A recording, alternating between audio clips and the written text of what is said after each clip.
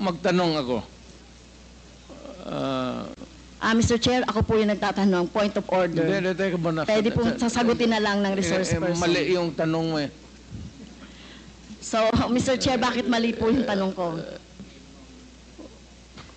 Ang tinatanong ko lang po, may nahuli ba kayo na malaking kriminal, mga drug lords, mga nagmamanufacture ng droga sa panahon niyo po?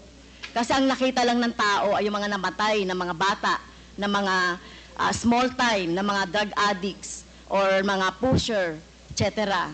O meron mang mga LGU na mga mayor, merong iba. Kaya lang, yung pinanggagalingan po ng droga, meron po ba, Mr. Chair? Meron, ma'am. Marami doon nasa dagat, harap ng Davao.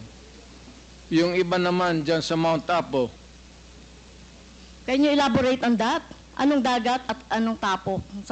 Tinapon ko. Sino po yung mga tinapon ninyo na mga drug lord at smuggler at malalaking fish sa droga? Hindi ko na tinanong bakit pa ako magtanong. Basta pag nahuli, drug lord, I take over,